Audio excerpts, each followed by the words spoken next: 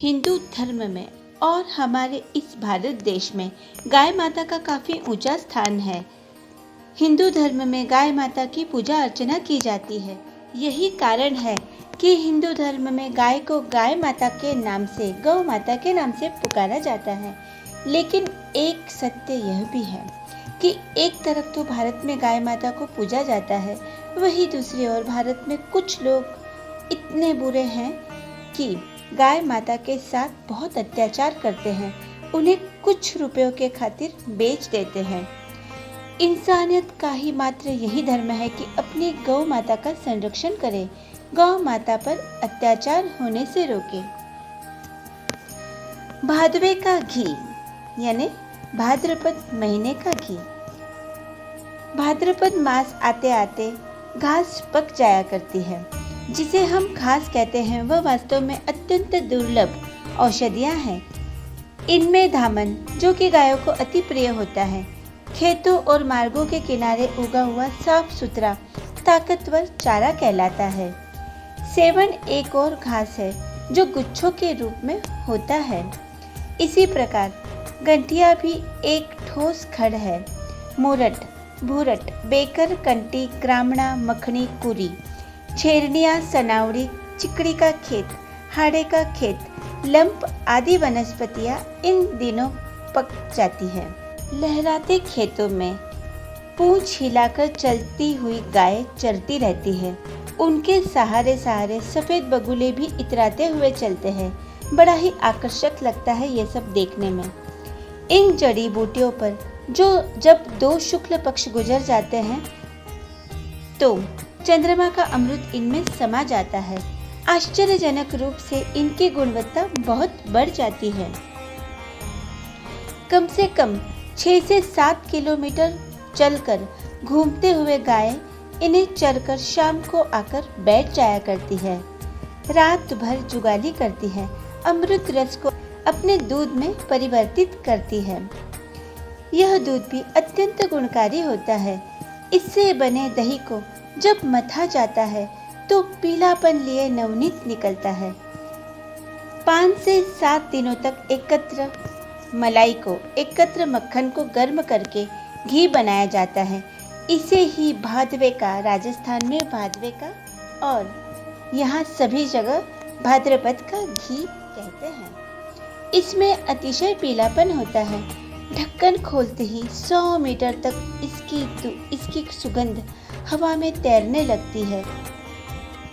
राजस्थान के लोग घी का चूरमा बनाकर खाने में बड़ा ही विश्वास रखते हैं। उन्हें बहुत अच्छा लगता है घी का चूरमा, वो भी गाय के देशी घी का चूरमा। बुजुर्ग है तो घुटने और तलुओं पर मालिश कर लो। गर्भवती महिलाओं के लिए यह खाने का मुख्य अवयव यही है। इसमें अलग से कुछ भी नहीं मिलाना।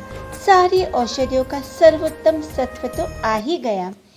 इस गाय के घी से हवन, देव पूजन और श्राद्ध करने से अखिल पर्यावरण, देवता और पितर तृप्त हो जाते हैं। कभी सारे मारवाड़ में इस घी की धाक थी। जी हाँ, राजस्थान में इस देशी गाय के घी की धाक हुआ करती थी। कहते हैं कि इसका सेवन करने से कई बीमारियां टल जाया करती थी। इस घी के खाने से कई जोड़े इतने ताकतवर रहते थे कि पता ही नहीं चलता था कितना भी दिन भर कठोर परिश्रम करके घर में आते और फिर भी घर के काम आसानी से निपटा लिया करते थे। इसमें इतनी ताकत हुआ करती थी। हमारे नानी दादी के जमाने की बात है कि वो महिलाएं मात्र 3 से 4 घंटे रात में सोती थी और दिन भर इस घी के सहारे, इस गाय के घी के सहारे अपना जीवन यापन करके बहुत मजबूत रहती थी और सभी के काम बड़े आसानी से निपटा लिया करती थी। बिल्कुल आलस नहीं करती थी। घी की गुणवत्ता तब और बढ़ जाया करती थी जब गाय पैदल चलते हुए स्वयं गौचर में चरती थी, तालाब का पानी पीती जिसमें प्रचुर विटामिन डी होता है और मिट्टी के बर्तनों में बिलौना किया जाता है। जी हाँ, राजस्थान में आज भी अपने हाथों से मिट्टी के बर्तनों में गाय के घी का बिलौना किया जाता है। वही गाय, वही भादवा, और वही घास आज भी है। हमारी प्यारी गाय माता की रक्षा करे, हमेशा इनकी रक्षा करे, क्योंकि जब गाय नहीं होगी तब घी कहाँ से होगा, मानवता कहाँ बचेगी।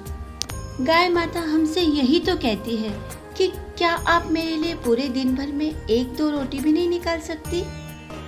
तभी तो ये कहावत कही जाती है, अनपढ़ मेरे गांव का गौ माता चराने जाए, पढ़ा लिखा इस शहर का कुत्ते को मॉर्निंग वॉक सिखाए। गाय है हमारी मैया, गाय है हमारी माता, बुजुर्ग इसी बात को दोहराए। गाय को दर्जा दिया भगवान का तो गौ माता कहलाए। जितना हो सके गौ माता की सेवा करे, तभी हम सच्चे इंसान कहलाए। आखिरी में सबसे एक बात कहना चाहूँगी, गौ माता करती सदा भव सागर से पार, इनकी तुम सेवा करो, ये जीवन देगी तार। Thank you.